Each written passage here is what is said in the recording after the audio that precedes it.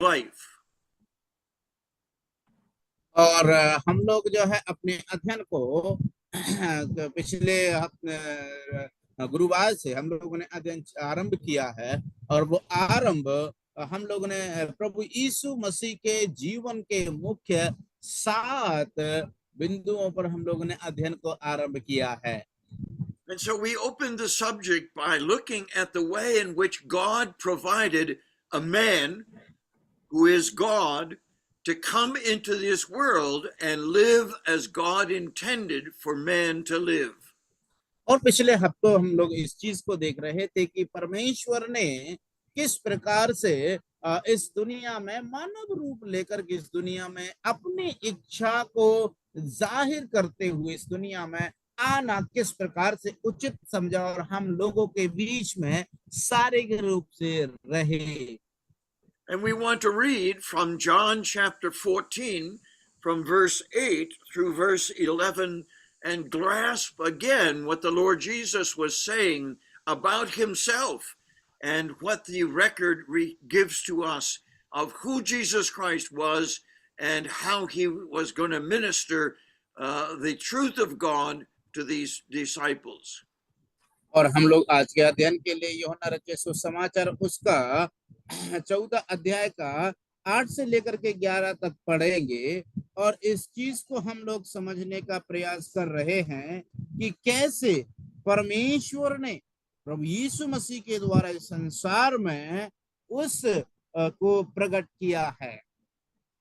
So let's read carefully what the story says in John 14 verses 8 through 11. इसलिए आइए हम बड़े ध्यान पूर्वकता के साथ में यूहन्ना रचित सुसमाचार 14 अध्याय का 8 आयत से 11वीं आयत तक पढ़ लेते हैं कि वो क्या कहता है. और फिर झुककर यूहन्ना 14 का 8. फिलिप्पुस ने उससे कहा, हे प्रभु, पिता को हमें दिखा दे, यही हमारे लिए बहुत है. यीशु ने उससे कहा, हे फिलिप्पुस, मैं इतने दिन से तुम्हारे साथ हूँ और क्या तू मुझे नहीं जानता? जिसने मुझे देखा है उसने पिता को देखा है. तू क्यों कहता है कि पिता को हमें दिखा? क्या तू विश्वास नहीं करता कि मैं पिता में हूँ और पिता मुझ में है? ये बातें जो मैं तुमसे कहता हूँ अपनी ओर से नहीं कहता, परंतु पिता मुझ में रहकर अपने काम करता है. मेरा विश्वास करो कि मैं पिता में हूँ और पिता मुझ में है, नहीं तो कामों ही के कारण मेरा विश्वास करो. Shall I read, brother, in English? Thank you very much. Philip said to Jesus, Lord, show us the Father, and that will be enough for us. Jesus said to him, I have been with you for so long, and you still do not know me, Philip? Whoever has seen me has seen the Father.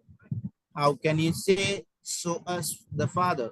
Do you not believe that I am in Father and the Father is in me? The words that I say to you, I do not speak from my own authority, but the Father living in me is doing his work. Believe me that I am in the Father and the Father is in me, or else believe because of the works themselves. Here is an amazing principle that the Lord Jesus Christ is explaining to the disciples that has huge ramifications for us, even as we're living here in 2024. और हम यहाँ पर उन बातों को देखते हैं, उन सच्चाइयों को देखते हैं, उस व्याख्या को देखते हैं विस्तार रूप से कि यद्यपि हम लोग इस 2024वें वर्ष में क्यों ना जा रहे हों, लेकिन फिर भी हम ऐसे बातों को, सच्चाइयों को देख सकते हैं जो हमारे जीवन के लिए बहुत बहुत ज्यादा महत्व रखती हैं. I have asked a question, I'm sure 1,000 times in my ministry over the last 60 years. And the question is this: why did Jesus Christ come into the world? और मैं इस बात को सोचता हूँ कि मैंने ये वाला सवाल जो है मैं अपनी सेवकाई के दरमियान हजारों बार पूछ चुका हूँ। और मैं जब जब भी इस सेवा को करता हूँ मैं इस सवाल को पूछता हूँ कि आखिर प्रभु यीशु मसीह इस दुनिया में क्यों आए, क्या उद्देश्य था उनका आने का। And the Bible lists a number of reasons why Jesus Christ came that help us understand the ministry of the Lord Jesus. लेकिन हम बाइबल में आते हैं तो बाइबल हमें दिखाती है कि प्रभु यीशु मसीह इस दुनिया में क्यों आए, उसके कारण और उद्देश्यों को बाइबल में प्रकट किया गया है। Of course he came to die. He came to destroy the works of the devil, and he came to carry away our sin. हाँ, ये बात सच है कि प्रभु यीशु मसीह इस दुनिया में हमारे पापों को दूर करने के लिए और क्या हमें जो है छुड़ाने के लिए, शत्रु शैतान को हराने के लिए इस दुनिया में आया, ये बात सही है।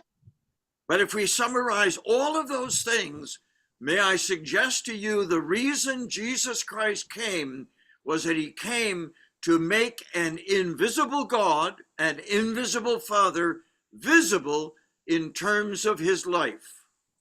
लेकिन मेरे प्यारों, मैं इस प्रकार से क्या आपसे कहना चाहता हूं कि इस दुनिया में अगर हम जो कुछ भी बातें जो अभी हमने सुनी है उनका संक्षिप्त रूप से अगर हम विवरण करते हैं तो मैं आपको बताना चाहता हूं कि प्रभु यीशु मसीह इस दुनिया में आने का उद्देश्य है उस अदृश्य पिता को इस दुनिया में प्रकट करने के लिए वो आए हैं।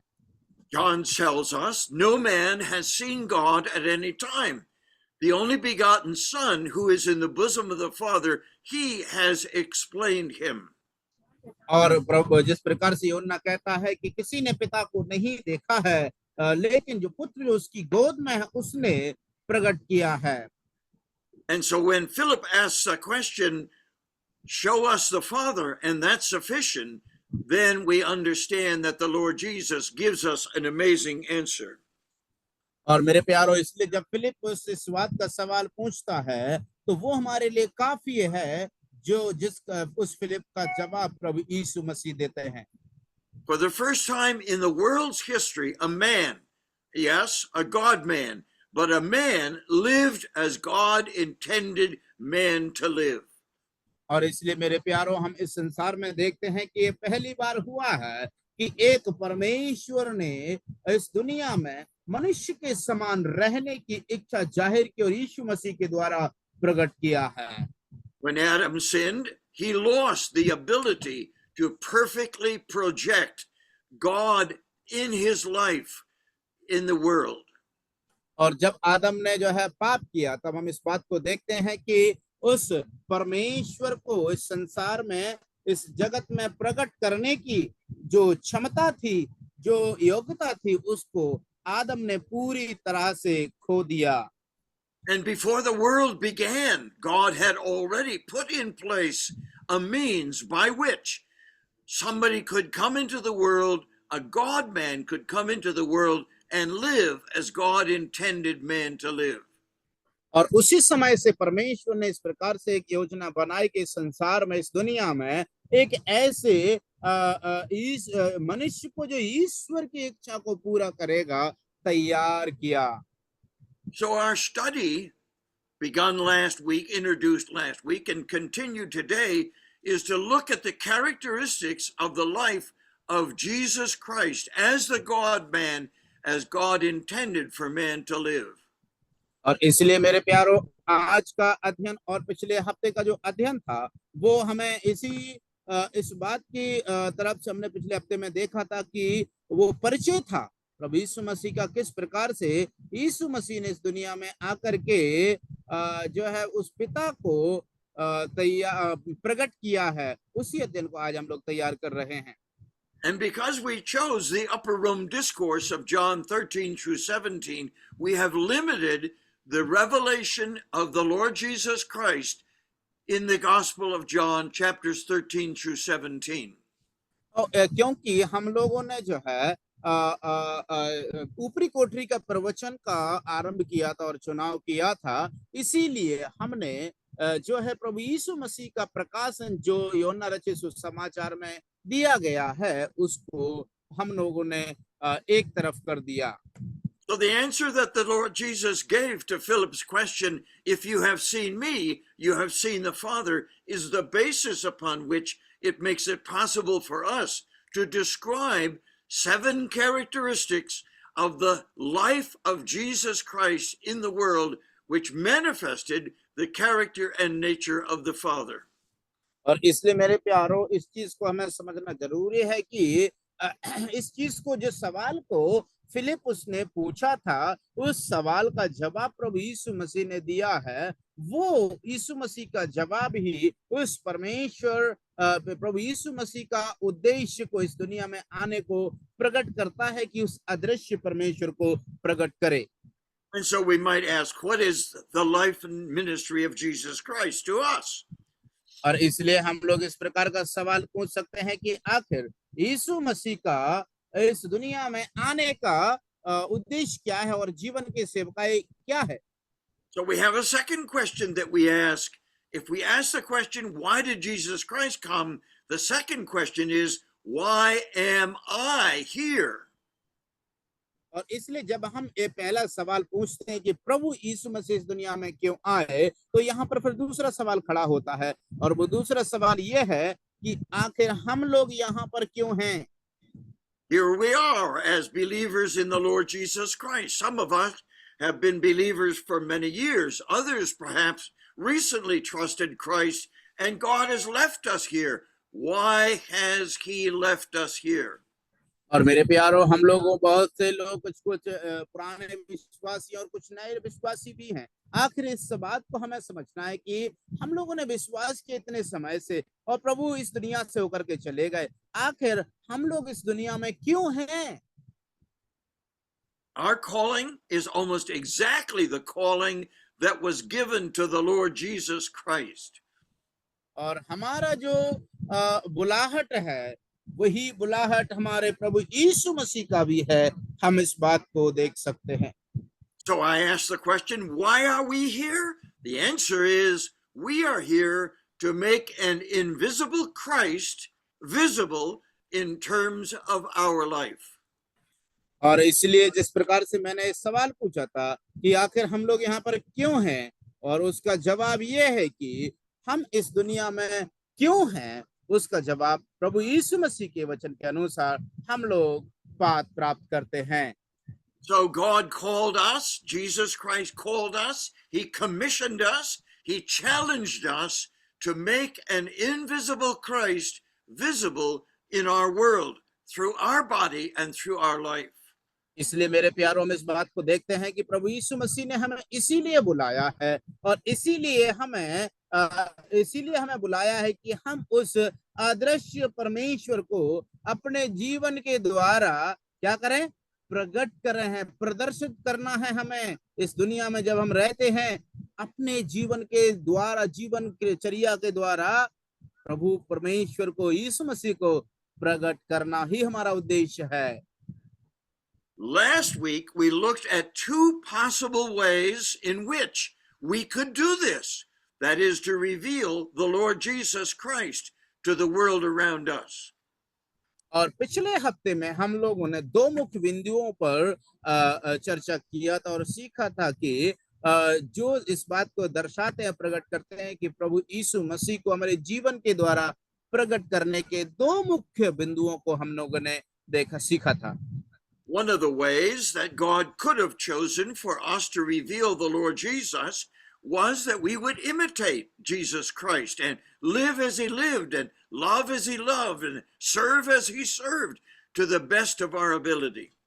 और इसलिए मेरे प्यारों, हम लोगों ने पहला उसमें से देख सकते हैं कि प्रभु यीशु मसीह ने हमें बुलाया है और हमें चुना है, इसीलिए ताकि हम जिस प्रकार से यीशु मसीह जीवन जिया, हम उसके समान जीवन जिए। जिस प्रकार से यीशु ने प्रेम किया, हम भी उससे उसी प्रकार से प्रेम करें और अपने जीवनचर्या के द्वारा परमेश्वर प्रभु यीशु मसीह को प्रकट करें। But you know and I know that God and the Lord Jesus Christ and the Holy Spirit rejected the idea that we should imitate Christ and try to be like Christ in our own effort.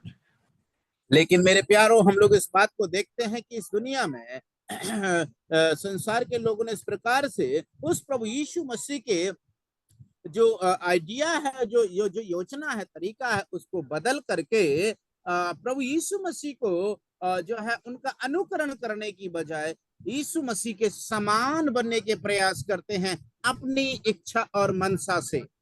So the Lord and God the Father rejected the idea that Christ should imitate God and that we should imitate Christ.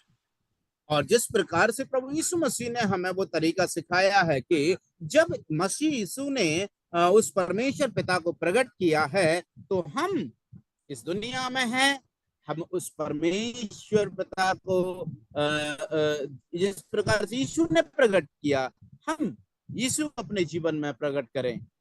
Imitation is practiced all over our world. और जो अनुकरण करना ये हमारे सार्वभौमिक स्तर पर होता है। There are many things that have been created in Germany, and Japan has imitated all of them. और ऐसी बहुत सारी चीजें हैं जिनको जर्मनी में बनाया गया, लेकिन उनका अनुकरण जापान ने कर लिया उनमें से अधिकतर। So we know that imitation is a very practical way in which to perform various activities in our world by mankind. और इसलिए मेरे प्यारो, हम मनुष्य होने के नाते संसार में हम देखते हैं कि उस प्रभु यीशु मसीह को अनुकरण करने के द्वारा ऐसी बहुत सी बातें हैं जो इस जीवन में हम प्रकट कर सकते हैं यीशु के गुणों को। But it is impossible for man to imitate God accurately. लेकिन मेरे प्यारो, ये तो मनुष्य के लिए परमेश्वर के समान अनुकरण करना बहुत मुश्किल की बात होती है। And if man could imitate God, then man would get the credit for imitating God as best he could. और अगर मेरे प्यारो मनुष्य परमेश्वर का अनुकरण उसके समान कर सकता है, तो उसकी महिमा उसको मिलेगी। And God said in his own mind and heart, as best we can understand, we're going to do something much better than imitation, because we want God to get the glory for how man lives, not man for his imitation of God. और इसलिए मेरे प्यारो, परमेश्वर ने इस प्रकार से योजना बनाया कि हम इस प्रकार से तरीका तैयार करेंगे कि मनुष्य परमेश्वर को अनुकरण करके उसकी महिमा को प्राप्त ना कर पाए, वरन मनुष्य के रूप में परमेश्वर की महिमा को प्रकट करना है। So God did a wonderful thing. The first thing he did was to bring the Lord Jesus Christ into this world as God in human flesh. और इसलिए परमेश्वर ने अद्भुत कार्य किया, और उनमें से सबसे पहला कार्य यह है कि प्रभु यीशु मसीह को इस दुनिया में परमेश्वर ने मनुष्य का स्वरूप को लेकर के इस दुनिया में उन्होंने प्रवेश किया। And the only way in which the Lord Jesus could project the Father is for the Father to come and take up his residence in the Lord Jesus Christ. और इसलिए मेरे प्यारो, हम लोग इस चीज को देखते हैं कि ये केवल पिता परमेश्वर ही कर सके, जो इस दुनिया में आकर के प्रभु यीशु मसीह के जरिए उनके अंदर सदैव के लिए निवास किया। You remember the verse that was read to us in John chapter 14 and verse 10. और आप लोगों ने स्मरण किया होगा, याद होगा कि जो वचन अभी हमारे लिए पढ़ा गया था, वचन 10वां, यूहन्ना 14:10। The Lord Jesus says in verse 10, he speaks not of himself, but the Father that dwells in me, he does the work. और वचन 10 में इस प्रकार से प्रभु यीशु मसीह कहते हैं कि अपनी ओर से नहीं कहता, परंतु पिता मुझ में रहकर अपने काम करवाता है। And so the Lord Jesus says several times, 5 times in fact, that the Father dwells in the Son in order that the Father might be seen in the life of the Son. और इसलिए प्रभु यीशु मसीह इस बात को कई बार और यद्यपि 5 बार इस बात को कहते हैं, दोहराते हैं कि पिता उसमें रह करके अपने कार्य को करवाते हैं और जो बातें हैं जो पिता कहना चाहते हैं वो मेरे अंदर रहकर करते हैं। This is a thought that is seldom spoken about in our ministry of the Word of God. और यही वो सच्चाई मेरे प्यारों, हम इस बात को देखते हैं अपनी सेवकाई के दरमियान, इस सच्चाई को हमें प्रकट करते हैं। So the Lord Jesus says very clearly that his responsibility of manifesting the Father in his life was because the Father lived in him and manifested himself through the life of his Son, the Lord Jesus Christ. और इसलिए मेरे प्यारो हम इस चीज को देखते हैं कि वो प्रभु यीशु मसीह के जीवन में इसलिए वो महिमा को प्रकट हुआ है क्योंकि पिता ने आकर के उस पुत्र के अंदर रह करके उस कार्य को, उस अद्भुत महिमा को प्रकट करवाया है यीशु मसीह के It's द्वारा। so important that we get this principle and this idea that the Father was dwelling in the Son in order that the Father could use the body, the soul of the Son to project upon the world the fact of God as the Father. और इसलिए मेरे प्यारो हम इस चीज को, परमेश्वर पिता ने अद्भुत कार्य को किया है कि उसके अंदर आकर के यीशु मसीह के शरीर, उसकी आत्मा और उसके प्राण के अंदर रह करके अपने आप को इस संसार में प्रकट करवाया है, उसकी योजना और इच्छा के अनुसार हुआ है। 5 times the Lord Jesus said that the Father dwells in the Son. प्रभु यीशु मसीह ने 5 बार इस बात को दोहराया है कि पिता मुझ में रहता है। So amazing is this principle and this idea that the Lord Jesus says elsewhere, I can of my own self do nothing. और ये मेरे प्यारो इस चीज को हम देखते हैं, प्रभु यीशु मसीह अपने आप से इस बात को कहते हैं कि मैं अपने आप से कुछ भी नहीं कर सकता। So the Lord Jesus, living in absolute dependence upon the Father that indwelt him, he could perfectly project the God and Father of the Lord Jesus Christ. और इसलिए मेरे प्यारो हम देखते हैं कि प्रभु यीशु मसीह इसीलिए उस परमेश्वर पिता को प्रकट कर पाए पूर्णता से, क्योंकि प्रभु परमेश्वर के अंदर वो पिता निवास कर रहे थे और रह रहे थे, उनके आधार पर प्रकट कर पाया है परमेश्वर को और अदृश्य पिता को।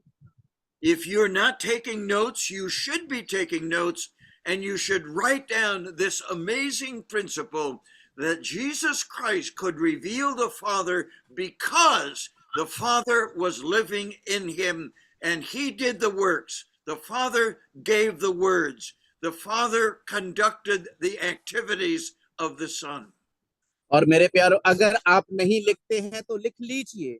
इस सिद्धांत को जानना बहुत जरूरी है कि क्योंकि प्रभु यीशु मसीह के अंदर परमेश्वर पिता रहते थे, इसीलिए जो वाक्य प्रभु यीशु मसीह ने कहे वो परमेश्वर पिता की ओर से आए, जो कार्य प्रभु यीशु मसीह ने किए वो परमेश्वर पिता की ओर से आए हुए किए गए हैं। और इसीलिए प्रभु यीशु मसीह ने जो भी किया है, जो भी प्रकट किया है, जो भी कहा है, वो ऐसा इसीलिए कर पाए क्योंकि पिता उनके अंदर रहते थे। Paul writes in his epistles that the Lord Jesus Christ is the very image of God the Father. Paul इस बात के बारे में लिखता है कि प्रभु यीशु मसीह उस परमेश्वर का स्वरूप है। And we are told, even in the Christian church, that our responsibility is to imitate Christ, to live as he lived, to love as he loved, to serve as he served, to sacrifice as he sacrificed. और इसलिए मेरे प्यारो हमें भी वो बात कही गई है और हमारे लिए भी कलीसियाओं में और पत्तियों में इस प्रकार से कहा जाता है कि हम भी उसी प्रकार से, जिस प्रकार से यीशु मसीह ने जीवन जिया, हम भी जीवन बिताएं। जिस प्रकार से यीशु मसीह ने प्रेम किया, हम भी प्रेम करें। जिस प्रकार से यीशु मसीह ने बलिदान किया, हम भी बलिदान करें, सीखें।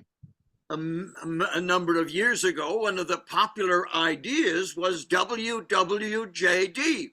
What would Jesus do? और कुछ समय पहले, बहुत साल पहले, इस प्रकार का एक आइडिया इस प्रकार से उछल करके आया था, WWJD, मतलब प्रभु यीशु क्या करेंगे। And that was a lesson that was promoted in the church. What would Jesus do? And I'll do what Jesus would do. और इस प्रकार से कलीसियाओं में वो बात बहुत ही ज्यादा प्रचलित हो गई थी कि प्रभु यीशु मसीह क्या करते हैं, कर सकते हैं, करते हैं, वही मैं करूंगा। As wonderful as that idea was, and I think it helped many people in their Christian life, that was imitation. And God sought a better idea than that we should try to do what Jesus would do as an imitator.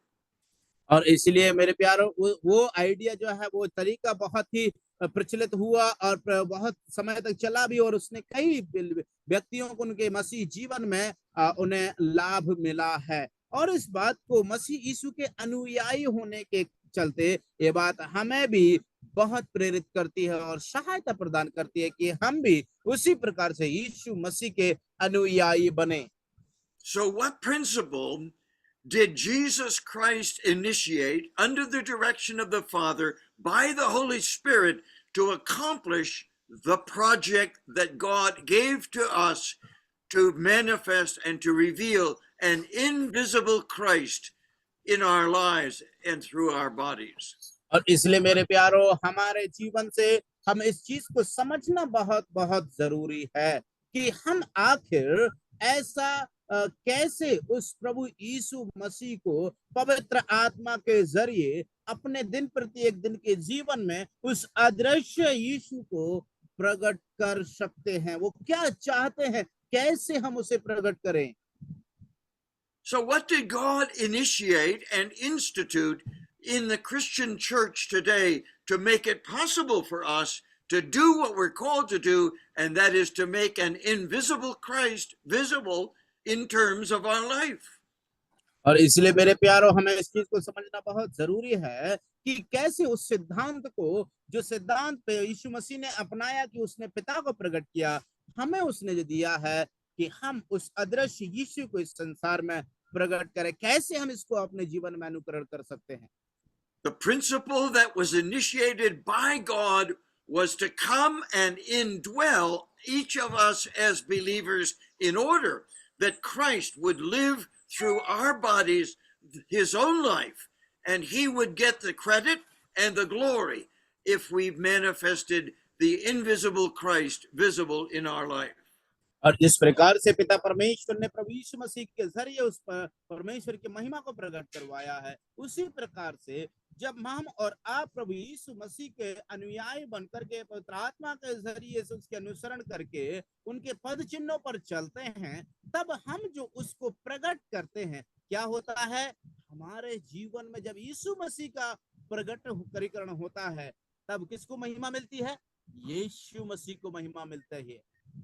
So here it is for us to understand.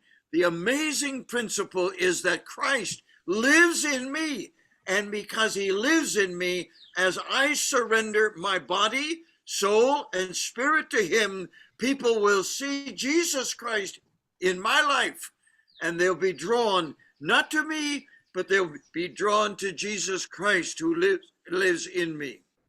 और इसलिए मेरे प्यारों, ये बड़ी अद्भुत बात है कि जब हम इस संसार में रहते हैं और जब यीशु मसीह हमारे अंदर रहते हैं और जब हम उनके संपूर्ण आज्ञाकारिता में जीवन बिताते हैं परिपूर्णता के साथ में, तब हम क्या देखते हैं? जब हम इस संसार में जीवन बिताते हैं, जैसे यीशु मसीह ने जीवन जिया वैसे हम जीवन जीते, जैसे यीशु ने प्रेम किया वैसे हम प्रेम करते हैं, तब जो लोग देखते हैं, तब क्या देखते हैं? यीशु मसीह को हमारे जीवन में देखते हैं। And that amazing principle is announced by the Lord Jesus Christ in the upper room discourse. और ये अद्भुत जो सिद्धांत है प्रभु यीशु मसीह के द्वारा ऊपरी कोठरी में ही उसकी घोषणा प्रभु यीशु ने की है। I want to prove to you that the principle that operated in the life of the Lord Jesus, because the Father was indwelling him, operates in our life because Christ lives in us. मैं आप लोगों को प्रमाण के साथ कराना चाहता हूं कि वो सिद्धांत प्रभु यीशु मसीह में इसीलिए प्रकट होता है क्योंकि वो पिता प्रभु यीशु मसीह में जीवन बिता रहे थे। इसीलिए हम देखते हैं कि इसीलिए प्रभु यीशु मसीह उस पिता को प्रकट कर सके। यीशु मसीह हमारे अंदर रहते हैं, इसीलिए हम उसे प्रकट कर पाएंगे। You must write this principle down because you very seldom hear this principle discussed and preached in our local fellowships. और इस सिद्धांत को मैं आपसे अनुरोध करता हूं आप लोग लिख लीजिए क्योंकि ये वो सिद्धांत है जो हमारी संगति में बहुत ही कम चर्चा का विषय है बनता है। The first time we find this is in John 14 and verse 20. सबसे पहला हम लोग यूहन्ना उसका 14 का 20 आयत में पाते हैं उसे। He says very clearly, at that day you shall know that I am in the Father, and you in me, and I in you. और इस प्रकार से आप लोग ध्यान से लिख लीजिए यूहन्ना 14 का 20। उस दिन तुम जानोगे कि मैं अपने पिता में हूँ और तुम मुझ में और मैं तुम में हूँ। What day was the Lord Jesus Christ talking about when he mentioned this in verse 20 of chapter 14? और जब प्रभु यीशु मसीह इस 14 अध्याय में इस बात को कहते हैं वो कौन सा दिन था? He's talking about the day of Pentecost, referred to in Acts chapter 2. और प्रभु यीशु मसीह को हम लोग यहाँ पर देखते हैं वो कह रहे हैं कि वो पेंतेकोस्त के दिन की बात कर रहे हैं। यीशु मसीह जो प्रेरितों के काम के पुस्तक उसका 2 अध्याय में हम उसको पाते हैं। In verse 23 of chapter 14, we see the second time in which the Lord Jesus announces this amazing principle. और इसी अध्याय का जब 23 आयत में आते हैं तो हम इस अद्भुत सिद्धांत को प्रभु यीशु मसीह की जब यहाँ घोषणा करते हैं उसको 23वीं आयत में भी हम लोग पाते हैं। The Lord Jesus says, we, that is the Father, the Son, and the Holy Spirit, we will come and make our abode in you. They are going to come and live in every believer from the day of Pentecost even until today. और मेरे प्यारो यहाँ पर प्रभु जो वचन यहाँ पर कहते हैं जो यहाँ पर शब्द लिखा हुआ है हम मतलब वो 3 परमेश्वर पिता और पुत्र और पवित्र आत्मा ये तीनों आकर के क्या लिखा है उनमें उनके पास आएंगे और उनके साथ वास करेंगे। ये बात पेंतेकोस्त के दिन की ओर इशारा करती है। यद्यपि पेंतेकोस्त के दिन ही नहीं वर्तमान में भी आज भी हमारे लिए ये बात सिद्ध होती है। In chapter 15 and verse 4, we have the next occasion in which the Lord Jesus announces this principle. And it begins with the first few words of chapter 4. Abide in me and I in you. He declares that he is going to abide in each one of us as believers. और जिस प्रकार से हम लोग 15 अध्याय में जब हम आते हैं वहां पर भी हम इस बात के विषय में देखते हैं जहां पर प्रभु यीशु मसीह इस बात को कहते हैं वचन 4 में कि और तुम मुझ में बने रहो और मैं तुम में, जैसे डाली दाखलता में बनी ना रहे तो अपने आप से नहीं फल सकती। As if the disciples didn't hear what the Lord Jesus was saying in verse 4. He repeats it again in verse 5. And he said, I am the vine, you are the branches, he that abides in me, and I in him.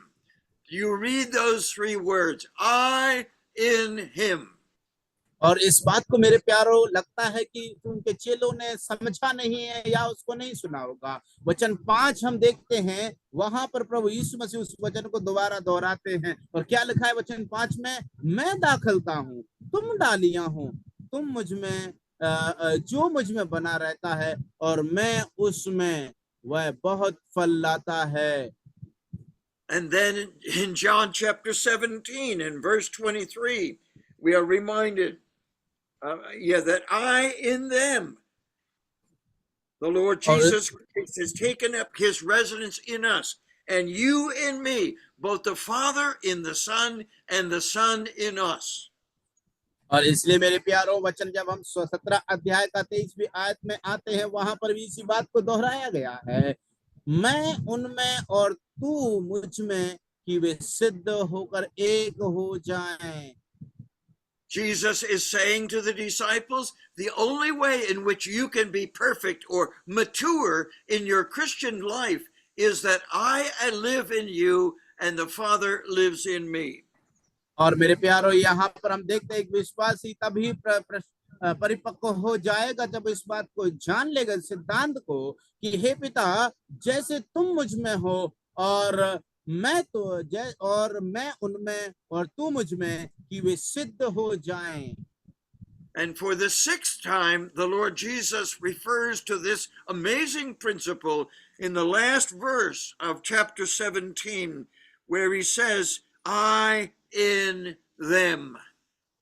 और इसलिए हम लोग 6वीं बार देखते हैं जहां पर प्रभु यीशु मसीह उस 17 अध्याय का आखिरी आयत में कहते हैं, और मैंने तेरा नाम उनको बताया है और बताता रहूंगा कि जो प्रेम तुझको मुझसे था वह उनमें रहे और मैं उनमें रहूं। ये 6वीं बार प्रभु यीशु ने कहा है, वचन 26 17 का 26 में।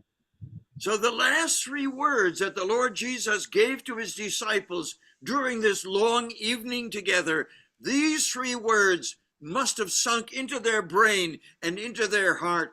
I in you.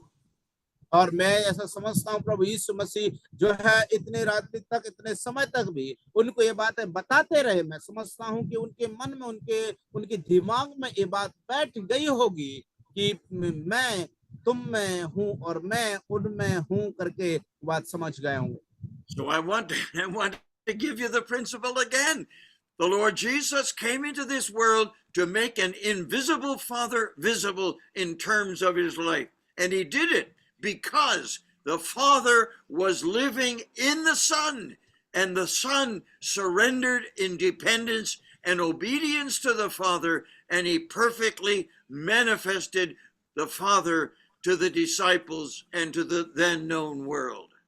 और इसलिए मेरे प्यारों, मैं उस सिद्धांत को एक बार फिर से आपके सामने दोहराना चाहता हूँ कि प्रभु यीशु मसीह ने इसीलिए उस अदृश्य पिता को प्रकट कर पाया है, क्योंकि पिता उसमें रहते थे और पिता रहते थे, इसीलिए वो उस पिता को प्रकट कर पाए, क्योंकि अगर पिता उनमें नहीं होते तो वो प्रकट नहीं कर पाते। इसीलिए हम देखते हैं कि प्रभु यीशु मसीह ने पूरी तरह से उस पिता को समर्पण होकर के और पिता पर निर्भर होकर के उनके आज्ञाकारिता में जीवन बिताया।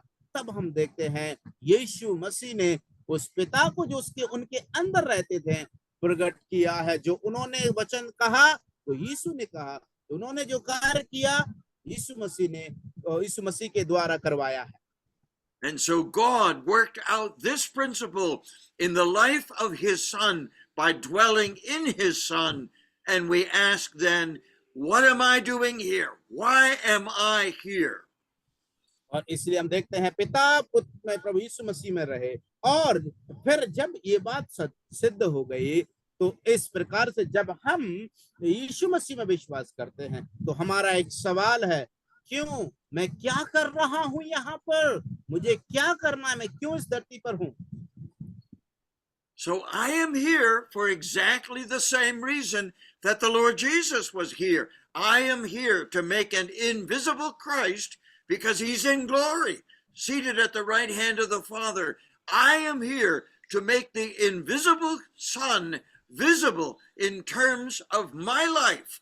And he does that principle by coming and indwelling me, just as the Father indwelt the Son.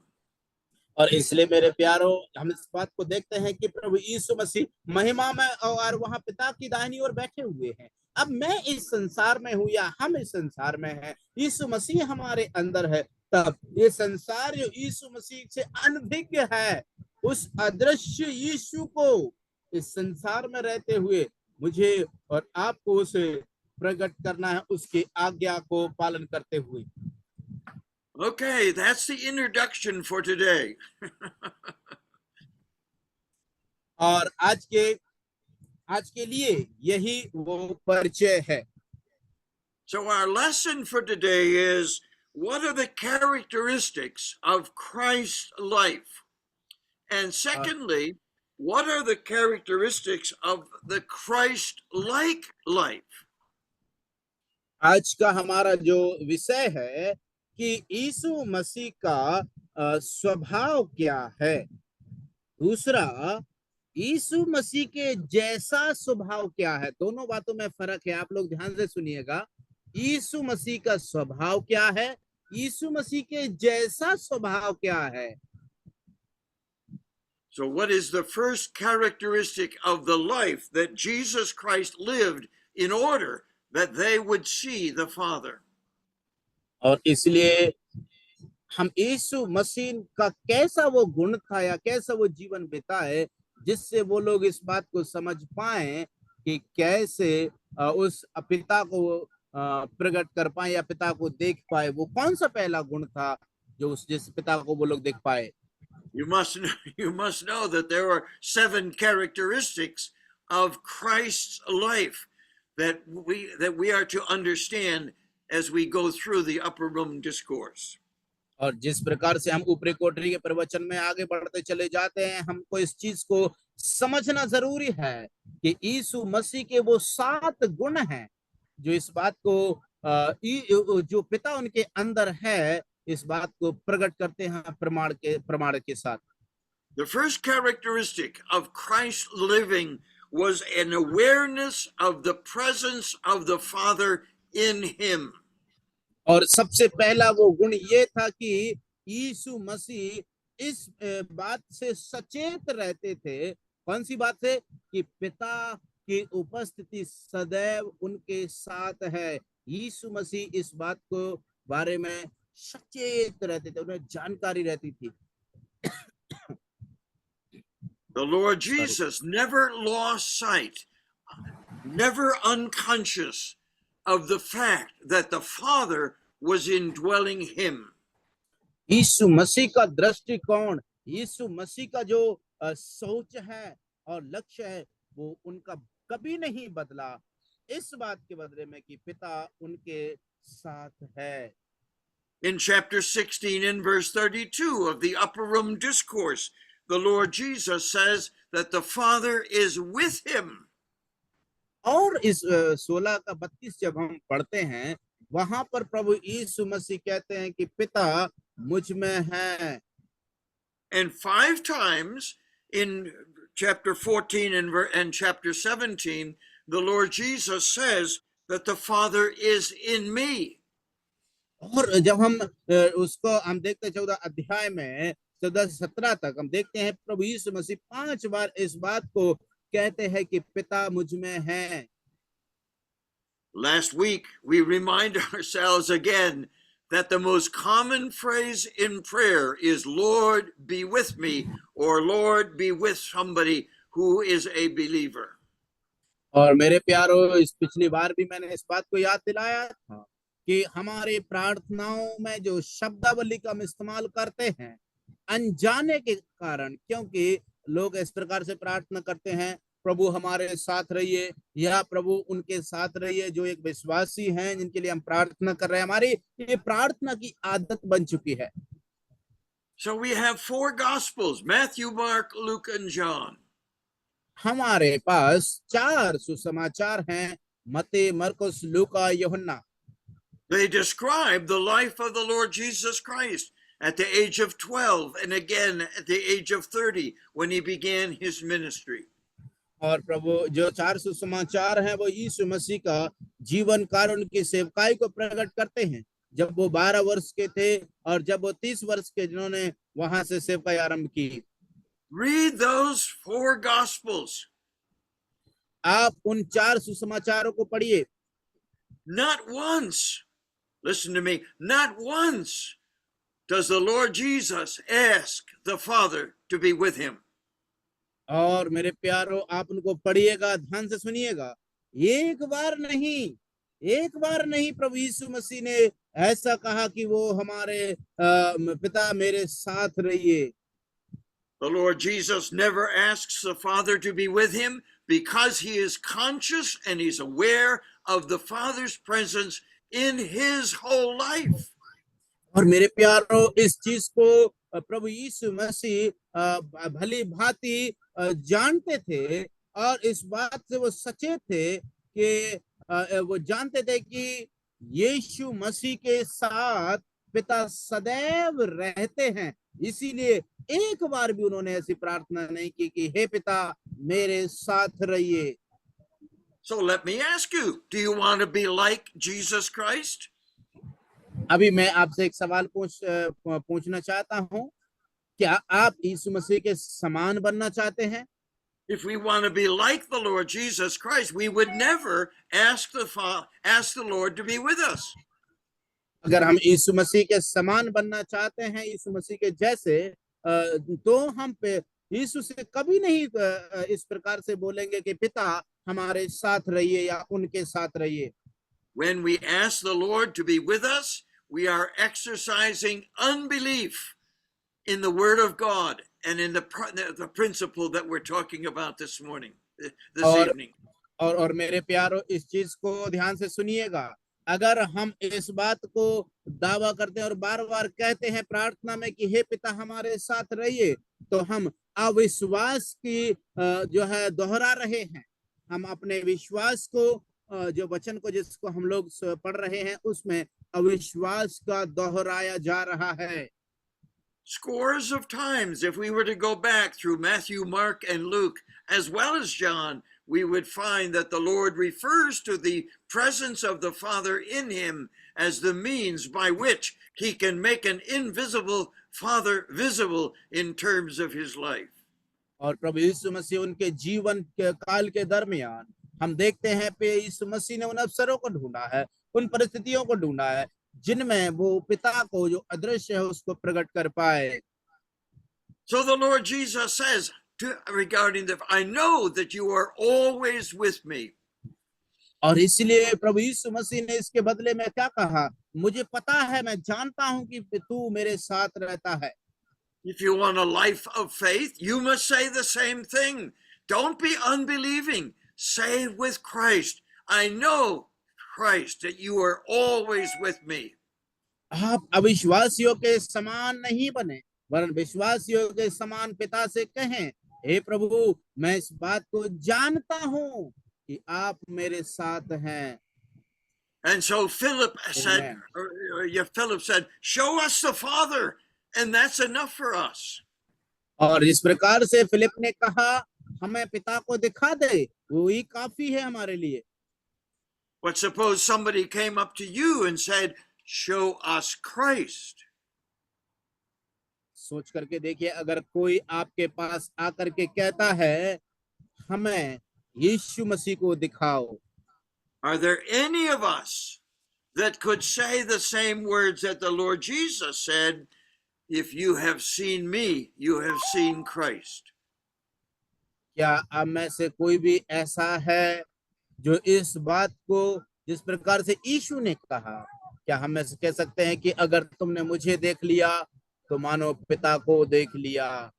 Now Jesus Christ was and is God, and the Father was in Christ, but we are not God. We have the human sinful nature, but we have Christ in us, and we should be able to say, if you have seen me, you have seen Christ. और मेरे प्यारो, हम प्रभु यीशु मसीह परमेश्वर हैं, क्योंकि प्रभु यीशु मसीह स्वयं ईश्वर होकर के इस दुनिया में अशारीरिक रूप लेकर के उन्होंने मनुष्यों के बीच में डेरा किया, लेकिन हम इंसान हैं, लेकिन फिर भी जब हम पूरी तरह से यीशु मसीह का स्वभाव को यीशु मसीह के जैसा बनना चाहेंगे, तब हम कह सकते हैं, अगर तुमने मुझे देखा है तो मानो यीशु को देख लिया हो। And those who have seen me, and those of you who know me, you know that you have seen too much of Fred Cozen and not enough of Christ. और आप लोग मुझे जानते हैं, आप लोगों ने मुझे बहुत बार देखा है, और आप इस बात को कहेंगे कि हमने फ्रेड कोशन को बहुत देखा है, लेकिन यीशु मसीह को बहुत ज्यादा नहीं जाना। But there are people in our world all the time watching our lives because they want to see Christ, because they say, because we say, I am a Christian, and they should see Christ in me. और इसलिए मेरे प्यारो, आज हम वर्तमान में देखें ऐसे बहुत से लोग हैं जो इस बात की तलाश में हैं, वो मसीह को देखना चाहते हैं, और जब वो प्यारो हमें एक चुनौती है, जब वो हमारे जीवन को देखेंगे, तब वो मसीह को देखना है। So remember in our study today this wonderful principle that Jesus Christ acknowledged that what he did and what he said all came from the Father. And we should be willing to confess before man, everything I say and all that I do is because Christ lives in me. और इसलिए सिद्धांत को सीख लीजिए मेरे प्यारों, यीशु मसीह ने जो कहा और जो किया वो सब कुछ पिता की ओर से उनके पास आ रहा था, क्योंकि पिता उनके अंदर रह करके उनसे सारे कार्यों को, बातों को कहलवा रहे थे। उसी तरह से मेरे प्यारों, इस सिद्धांत को भी ध्यान सुनना कि हम जो करते हैं और जो कहते हैं, इस चीज को हमें सुनिश्चित कर लेना है कि हमारे अंदर मसीह यीशु है, और वो जो कह रहे हैं हमें वही करना है, वो जो कह रहे हैं वही हमें कहना है। But the Lord Jesus did not have the sinful nature, and therefore the conflict in his life was not there. It was the conflict with the world and the conflict with the devil that brought about the opportunity for the Lord Jesus to say, he has been tempted in every way, such as we are, and yet without sin. और yes भी हम देखते हैं, प्रभु यीशु मसीह को शारीरिक रूप तो उनका था, मनुष्य रूप तो उनके पास था, लेकिन फिर भी वो निष्पाप और निष्कलंक रहे। यद्यपि हम वचन में भी पढ़ते हैं कि वो हमारे समान परखा तो गया, उसकी परीक्षा हुई जैसे हमारी होती है, लेकिन हम देखते हैं प्रभु का वचन कहता है कि वो उन सब से बढ़ करके क्या हुआ, फिर भी निष्कलंक और निष्पाप रहा। And so we understand this wonderful principle that is expounded to us by the Lord Jesus Christ and is made known to us in John 13 through 17 of the fact that the Father dwelt in the Son and manifested himself through the Son, and Christ dwells in us and manifests himself through our lives.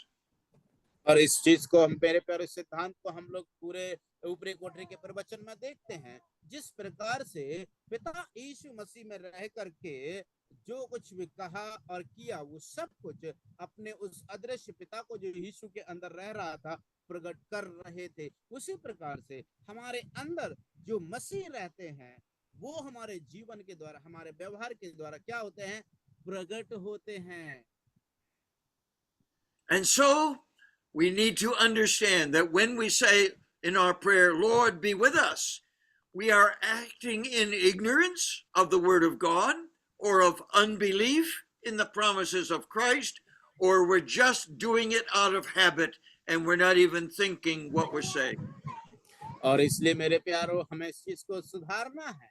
जब हम प्रार्थना में कहते हैं कि पिता हमारे साथ रहिए, प्रभु हमारे साथ रहिए, तीन कारण हैं। एक तो है हम अविश्वास के कारण ऐसा कहते हैं, दूसरा है हम प्रभु यीशु मसीह के वायदों पर विश्वास नहीं करते हैं, और तीसरा है ये हमारी आदत बन चुकी है ऐसा कहना, जो नहीं जानते कि वास्तव में क्या कह रहे हैं। I challenged a congregation of believers very recently that if you're in a prayer meeting and some brother gets up and prays and asks the Lord to be with us, you need to stop him and say, he is with us. Let's just give thanks that he is with us. और मैंने एक इस प्रकार के सभा को और समूह को चुनौती दिया कि जब हम इस प्रकार से एक सभा में कोई प्रार्थना कर रहा है कि प्रभु हमारे साथ रहिए, तुम उठ करके खड़े हो जाओ और कहो प्रभु हमारे साथ है। इसलिए आइए हम उसकी संगति के लिए जो हमारे साथ है उसको धन्यवाद दें। Maybe the Indian culture doesn't allow you to interrupt somebody while they're praying and say, that's not right. You need to say thank you that the Lord is with us. और हो सकता है भारत की जो संस्कृति है और नियम है वो आपको इस बात की अनुमति नहीं देंगे कि कोई जब प्रार्थना कर रहा है तब आप उन्हें रोक दो बीच में कि पिता हमारे साथ है, उसको धन्यवाद देना है। But Paul tells us to exhort one another and admonish one another in love, because here is a great truth. The Father dwelt in the Son, and the Father, through the Holy Spirit, was able to project the Father through the life of Christ in order that people might know that the Father sent the Son to be the Savior of the world. और इस चीज को हम लोगों को ध्यान देना है। प्रेरित पौलुस ने इस बात को कहा है कि हमें एक दूसरे को प्रेम के साथ एक दूसरे की पहुनाई करना, एक दूसरे की सेवा करना है। जिस तरह से हम देखते हैं यीशु मसीह के अंदर पिता रह करके उन्होंने प्रकट किया और संसार ने यीशु मसीह के अंदर पिता रहते हैं, इस बात को जान पाए, इस बात को पहचान पाए, क्योंकि पिता उनके अंदर रह करके उन कार्यों को करते थे जो पिता यीशु मसीह के द्वारा उनके अंदर रहकर करवाते थे। There are so many things going through my mind this morning. Let me just say one more. It says, great is the mystery of godliness. God was manifested in the flesh. And the second great mystery of God is that Christ is manifested in my flesh. And that is an incarnation of Christ in my world, so that people see me and they see Jesus Christ. और मेरे प्यारों, बहुत सी ऐसी बातें जो मेरे मन में अभी चल रही हैं। मैं आपको एक बात कहना चाहता हूं कि परमेश्वर की जो प्रगटीकरण का जो मिस्ट्री है, वो रहस्य है और ये बड़ा अद्भुत रहस्य है। मेरे प्यारों, जिस प्रकार से यीशु मसीह ने उस ईश्वर को उनके अंदर रह करके प्रकट किया है, मसीह हमारे अंदर रह करके उसके मसीहत को, उसके रहस्य को प्रकट करना चाहते हैं। बड़ी अद्भुत बात है मेरे प्रियो। My brothers and sisters, this evening, you are listening, you are hearing one of the greatest mysteries of the Word of God and of the Christian life, with Christ manifesting himself through us, so that people will know that we've been with Jesus and we've learned of him by our conversation, by our diction, by our works, by our words, by our loves. That is why Christ came and took up his residence in our lives, so that people would know Jesus is alive in us. Amen. Yes. हाँ मेरे प्यारो, इस चीज को आज संध्या के समय में आप सब जो भाई और बहन आप लोग सुन रहे हैं, वचन को देख रहे हैं, सीख रहे हैं, प्रिय, इस चीज को सुनिश्चित कर लेना। हमारे जीवन के द्वारा जो हम कहते हैं, जो हम करते हैं, जो हम सोचते हैं, जैसा हम व्यवहार करते हैं, वो सब इस बात को प्रकट करता है कि अगर यीशु मसीह के अंदर पिता ने कहा वही यीशु ने किया, पिता ने जो कहा वही यीशु ने करने का कहा किया, और जो कुछ ने और उसके द्वारा पिता को प्रकट किया, उसी प्रकार से हम जो कहते हैं, हम जो करते हैं, हम जो सोचते हैं और हम जो जिस प्रकार का व्यवहार करते हैं, याद रखिए यीशु मसीह हमारे अंदर है, वही है, उसको हम प्रकट करना है। So I hope that you're bold enough to correct each other in love and admonish one another. The second thing I want you to do is to take this tape and this recording and listen to it again and take notes on what the Lord has given us to talk about today. It has just been an amazing opportunity to hear what God says in his word and how it's to affect our life. और मेरे प्यारों, पहली बात मैं आपको बताना चाहता हूँ कि आप जो वचन को आप लोगों ने सुना है, इसको अपने जीवन में इसको प्रकट करना है, उनको प्रयोग करना है। और दूसरी बात, आप जो दूसरे भाइयों बहनों को जो गलत इस प्रकार की बातें कहते हैं, प्रेम के साथ में उनको सुधारना है। दूसरी बात आपसे कहना चाहता हूँ, ये जो रिकॉर्डिंग हो रही है, आप इसको लीजिए, इसको सुनिएगा, इसको और नोट्स बनाइएगा और प्रभु के वचन के आधार पर अपने जीवन को बनाइएगा। Let us give thanks. आइए हम पिता को धन्यवाद दें। Father, we're grateful to you for the way in which you worked out these amazing mysteries, the wonderful mystery of the birth of the Lord Jesus Christ. हे पिता परमेश्वर, हम आपको धन्यवाद देना चाहते हैं इस अवसर के लिए जो आपने रहस्य को हमारे सामने प्रकट किया है। We thank you for working out that ministry in our lives as well, by bringing the Lord Jesus Christ with his mind, emotion, and will into our lives, that he might reveal himself through us. और इसलिए पिता, हम आपका धन्यवाद देना चाहते हैं प्रभु यीशु मसीह के जीवन के द्वारा, उसके स्वभाव, उसकी भावनाओं के द्वारा आप इसलिए लेकर के आए ताकि वो पिता को हमारे सामने प्रकट कर पाए। We offer you our thanks for the gift of the Lord Jesus Christ and all that he is to us, in order that people might know that he lives in us.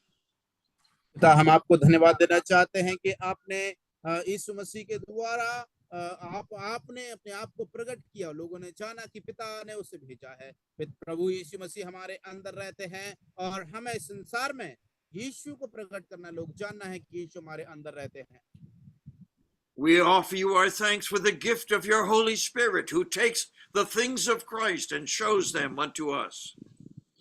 और पिता परमेश्वर, हम आपको धन्यवाद देना चाहते हैं वो अद्भुत वरदान के लिए जो आपने पवित्र आत्मा का दान दिया, जो सर्वदा के लिए हमारे अंदर निवासरत है। We surrender all that we are and all that we have. We surrender it to Christ, that he might use us to manifest his life in our world today.